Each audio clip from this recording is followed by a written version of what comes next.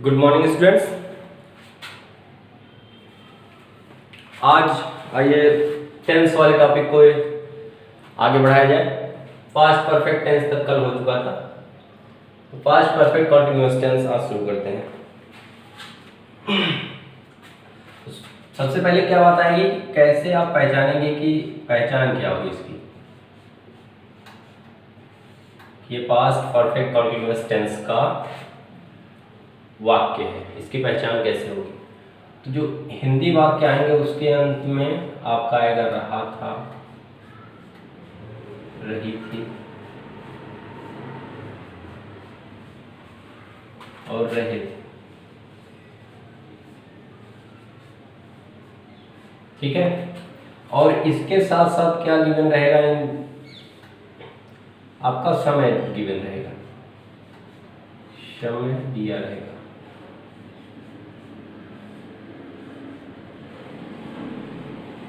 समय दिया रहेगा, time is given,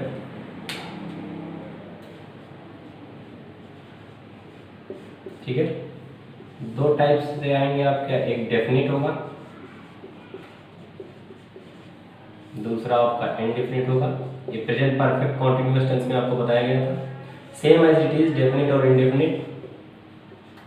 definite time को शो करने के लिए सिंस का यूज करते हैं और इनडेफिनिट टाइम को शो करने के लिए फॉर का यूज करते हैं। ठीक है, डेफिनिट टाइम को शो करने के लिए सिंस का यूज करते हैं और इनडेफिनिट टाइम को शो करने के लिए फॉर का यूज करते हैं। और इसकी जो हेल्पिंग वर्ब होगी, हेल्पिंग वर्ब वो आपकी हैड बीन। ठीक है, और वर्ब की आईएनजी फॉर्म इसमें यूज होगी, वर्ब की आईएनजी फॉर्म। ठीक है, हमेशा यूज होगी। ठीक है, इसको आप लोग लिखिए, उसके बाद हम लोग स्टार्ट करते हैं कि ट्रांसलेशन कैसे होगा। Assertive sentence, how we translate assertive sentence, negative sentence, interrogative sentence from Hindi sentences to English. Okay,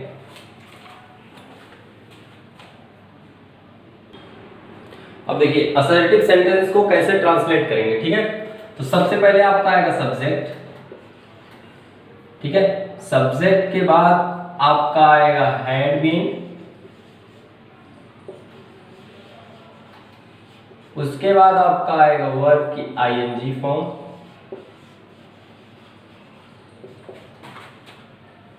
object, since, और सिंस के साथ टाइम को ऐड कर देंगे। ठीक है, एग्जाम्पल इसका एक देखते हैं।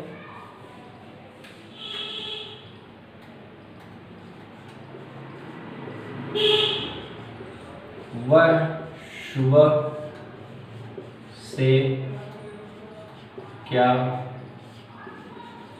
कर रहा था, वह सुबह से क्या कर रहा था। अब इसको जो हम लोग ट्रांसलेट करेंगे तो सब्जेक्ट आपका ही, उसके बाद आपका had been, he had been, sorry वह सुबह से क्या कर रहा था, ये तो आपका इंट्रोगेटिव सेंटेंस आ जाएगा।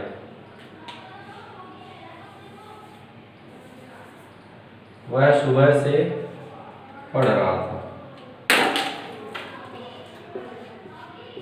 वह सुबह से, ही had been studying since morning. ठीक है, he had been studying since morning। लिखिए इसको, इसके बाद निगेटिव सेंटेंस शुरू करते हैं।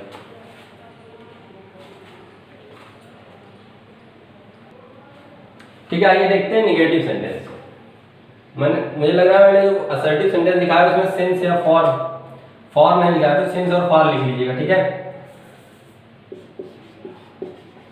देखिए सब्जेक्ट आएगा, उसके बाद हैड आएगा, हैड में जस्ट बाद नॉट को ऐड करेंगे और उसके बाद बीन, फिर आपका वर्ब की आईएनजी फॉर्म ऑब्जेक्ट सिंस और फॉर के साथ टाइम को जोड़ देंगे, ठीक है। एग्जाम्पल है आपका राम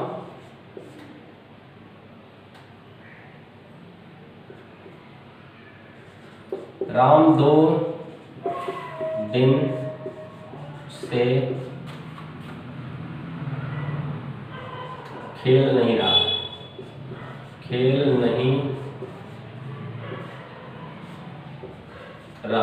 था।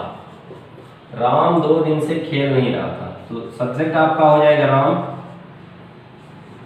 Had not been playing for 2 days, ठीक है, क्योंकि इंडेफिनिट टाइम है तो उसके साथ फॉर लगेगा। Ram had not been playing for 2 days। आइए अब देखते हैं कि हमारा जो है इंट्रोगेटिव सेंटेंस कैसे बनेगा।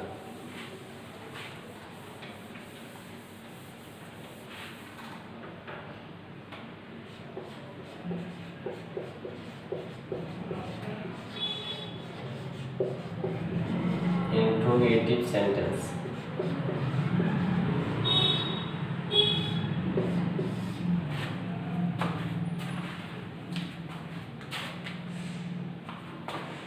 इंट्रोगेटिव सेंटेंस क्या है? इंट्रोगेटिव सेंटेंस में 2 टाइप के सेंटेंस आपको पढ़ाए गए, यस और नो टाइप, दूसरा आपका WH वर्ड टाइप। तो सबसे पहले हम देखेंगे यस और नो टाइप। यस और नो टाइप, यस और नो टाइप जो सेंटेंस होंगे उसमें सबसे पहले आपकी हेल्पिंग वर्ब जो है वो आई हैड, उसके बाद आपका आएगा सब्जेक्ट, सब्जेक्ट के बाद बीन, फिर उसके बाद वर्ब की आईएनजी फॉर्म, आपका ऑब्जेक्ट, ऑब्जेक्ट के बाद टाइम को सिंस या फॉर के साथ जोड़ेंगे, ठीक है। टाइम को शो करने के लिए सिंस और फॉर को यूज करते हैं, डेफिनेट टाइम के लिए सिंस और इनडेफिनेट टाइम के लिए फॉर का यूज करते हैं, ठीक है। एग्जाम्पल देखिए आप,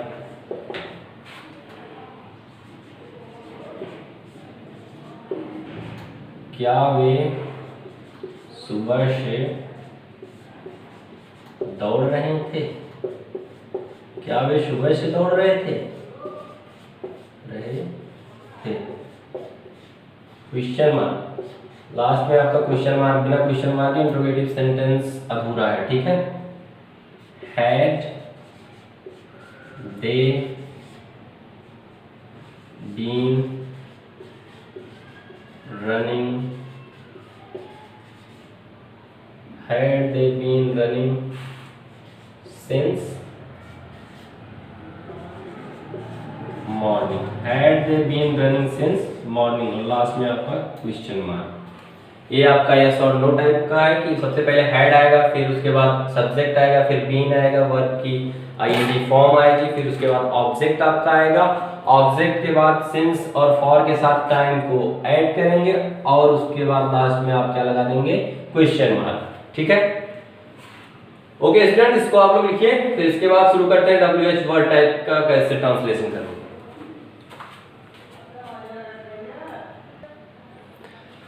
आइए देखते हैं WH वर्ड टाइप के। आपके सामने फार्मूला लिखा है। WH वर्ड टाइप में सबसे पहले WH word what, who, where, when, why, whose ये सब आएंगे। उसके बाद आपका हेड आएगा, फिर देन आफ्टर सब्जेक्ट, सब्जेक्ट के बाद आपका बीन आएगा, उसके बाद आपकी वर्ब की आईएनजी फॉर्म आएगी, फिर आपका आएगा ऑब्जेक्ट, उसके बाद सिंस और फॉर के साथ टाइम को ऐड करेंगे और लास्ट में आपका आएगा क्वेश्चन मार्क।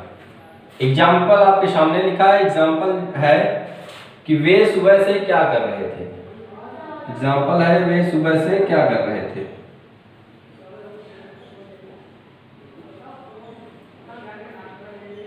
तो व्हाट हैड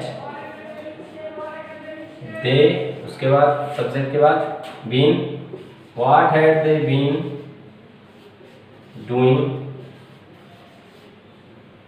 टाइम के साथ, टाइम आपका सुबह डेफिनिट टाइम है, डेफिनिट है ना सुबह, ठीक, सिंस मॉर्निंग, और लास्ट में आपका क्वेश्चन मार्क, ठीक है। तो ये था आपका पास्ट परफेक्ट कॉन्टिन्यूअस टेंस। इसके दो और पार्ट जो है इंट्रोगेटिव नेगेटिव, जिसमें दो आएंगे, वो आपका सब्जेक्ट के जस्ट बाद ही नॉट आप ऐड करेंगे तो वो आपका चेंज हो जाएगा इंट्रोगेटिव नेगेटिव में, ठीक है। ठीक है, इसको आप लोग लिखिए। इसके बाद शुरू करते हैं फ्यूचर टेंस। आज फ्यूचर इंडेफिनिट सिंपल फ्यूचर को खत्म करते हैं, उसके बाद देखते हैं आगे क्या पढ़ना।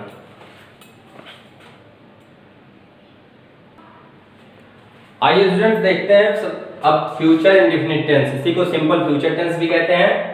और पहचान की बात आती है तो जो इसमें मेन वर्ब होगी, मुख्य क्रिया होगी, उसके अंत में गा है, गी, गे आदि शब्द आएंगे। ये तीनों जो शब्द आपके सामने लिखे हैं, ये उसके जो आपके सिंपल फ्यूचर टेंस का जो वाक्य होगा हिंदी वाक्य में, उसके मुख्य क्रिया मेन वर्ब में लास्ट में ये सब जुड़ेंगे। जैसे राम खाएगा, वह घर जाएगा, वह घर जाएगी, ठीक है। तो ये जो लास्ट में है मेन वर्ब, जाना है, खाना है, इसके लास्ट में गा है, गी है, गे है, ये सब आज जुड़ेंगे, ठीक है। और इसकी हेल्पिंग वर्ब होती है, हेल्पिंग वर्ब विल और शैल, ठीक है। आई और वी के साथ, आई और वी के साथ शैल का प्रयोग किया जाता है, और बाकी जितने सब्जेक्ट हैं beside this I and we will use all subjects except I and we, okay. इसके साथ शैल और बाकी जो बचे सब्जेक्ट हैं उसके साथ will का प्रयोग करते हैं, ठीक। आइए देखते हैं कैसे इसका यूज होता है, कैसे इसका ट्रांसलेट करने के अलग अलग रूल।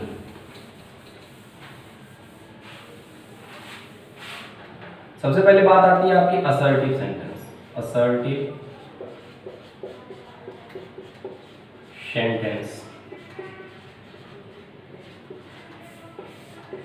असर्टिव सेंटेंस सबसे पहले आपका आएगा सब्जेक्ट, सब्जेक्ट के बाद वर्ब, सब्जेक्ट के बाद हेल्पिंग वर्ब विल और शैल, फिर वर्ब की फर्स्ट फॉर्म, और then after object. Subject will shall, उसके बाद वर्ब की फर्स्ट फॉर्म, फिर आपका ऑब्जेक्ट। एग्जांपल देखते हैं।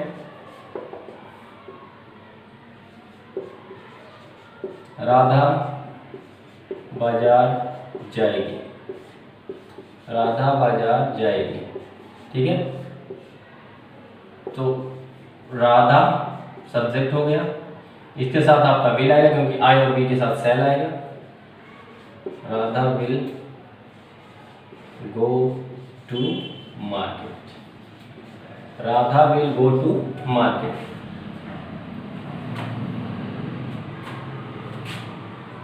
इसमें जो दूसरा आपका होगा वो निगेटिव सेंटेंस, निगेटिव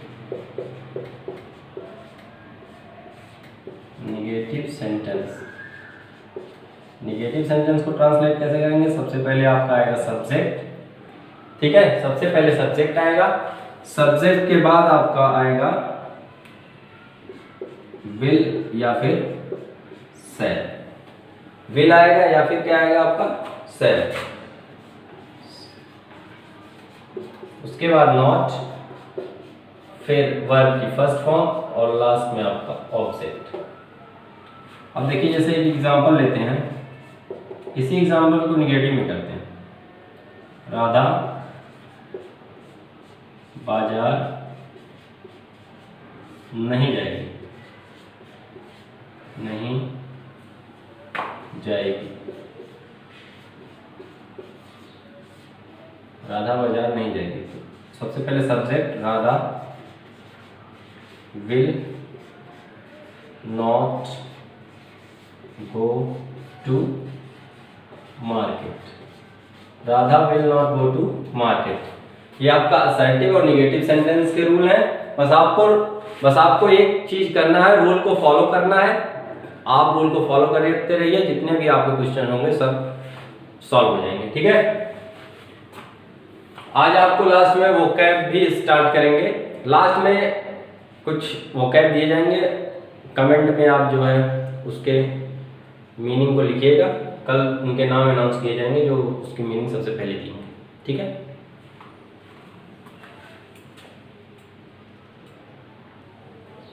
तो interrogative sentence, future indefinite tense के इंट्रोगेटिव सेंटेंस का ट्रांसलेशन। सबसे पहले यस और नो टाइप के, तो सबसे पहले विल और शैल आएगा, उसके बाद आपका सब्जेक्ट आएगा, उसके बाद आपकी वर्ब की फर्स्ट फॉर्म और ऑब्जेक्ट, और लास्ट में आपका क्वेश्चन मार्क। इसका एग्जांपल देखते हैं। क्या मैं क्रिकेट खेलूंगा? क्या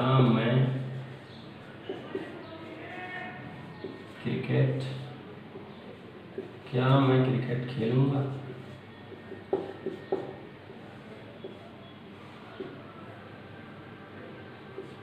आई, तो मतलब इसके साथ शैल का यूज होगा। Shall I play cricket? Shall I play cricket? तो ये आपका यस और नो टाइप का। सबसे पहले विल, शैल, फिर उसके बाद सब्जेक्ट, फिर उसके बाद फर्स्ट फॉर्म, फिर ऑब्जेक्ट, फिर क्वेश्चन मार्क। अब देखेंगे कि WH वर्ड टाइप कैसे ट्रांसलेट होगा।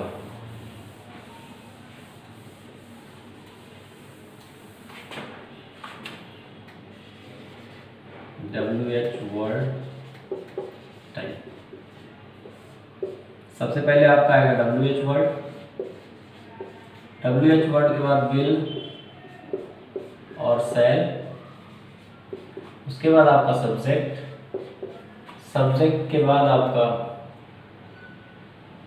वर्ब की फर्स्ट फॉर्म, ऑब्जेक्ट, और लास्ट में आपका क्वेश्चन। एग्जांपल इसका देखते हैं।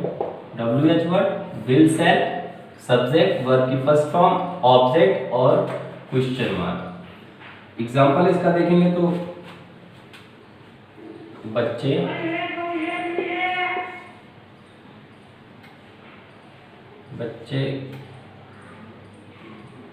क्या पढ़ेंगे? बच्चे क्या पढ़ेंगे? बच्चे क्या पढ़ेंगे? ठीक है, What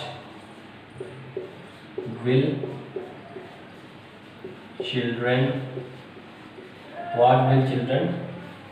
read और what will children study? ठीक है, तो ये आपका था फ्यूचर इंडेफिनिट टेंस का इंट्रोगेटिव।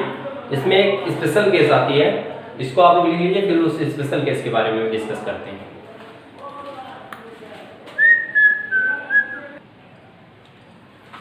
देखिए स्पेशल केस क्या है।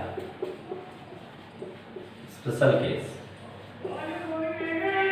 हमने आपको बताया कि आई और वी के साथ यूज करेंगे शैल,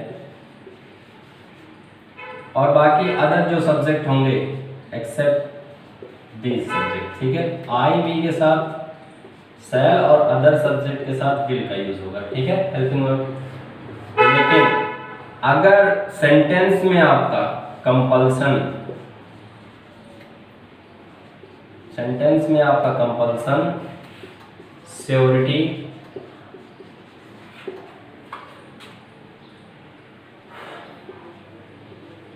अगर आपका कंपल्सन और श्योरिटी किसी भी सेंटेंस में शो हो रहा है, ठीक है, अगर इंसान कोई दृढ़ता मतलब दृढ़ निश्चय कर लेता है कि मैं ये काम करूंगा, तो तुरंत ये रूल जो है आपका, अगर कंपल्सन श्योरिटी आपका शो हो रहा है तो जो है ये रूल आपका तुरंत चेंज हो जाएगा।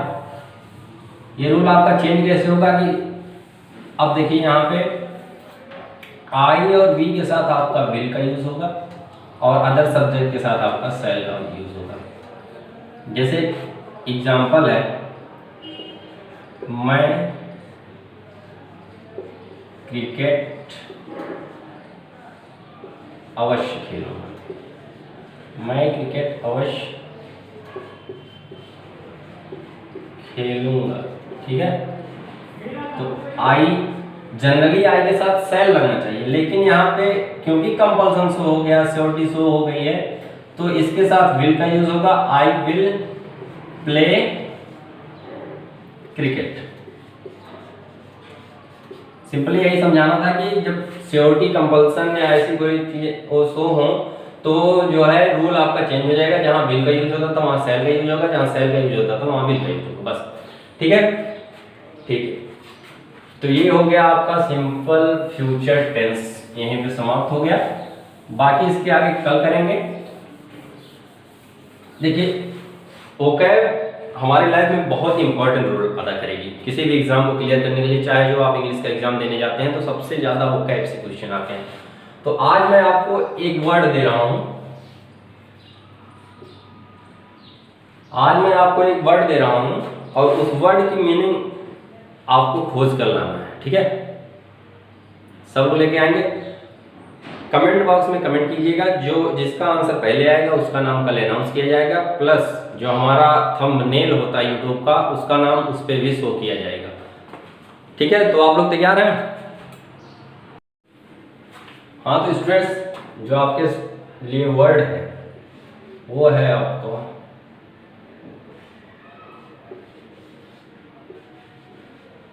एटिमोलॉजी। इस वर्ड के बारे में जिसको भी जो भी पता है, जो इसकी मीनिंग जानता है, कमेंट बॉक्स में कमेंट कीजिए। चैनल को सब्सक्राइब कीजिए, अपने इस ग्रुप को शेयर कीजिए ज़्यादा से ज़्यादा। ठीक है, आज के लिए इतना ही। बहुत बहुत धन्यवाद। जय हिंद, जय भारत।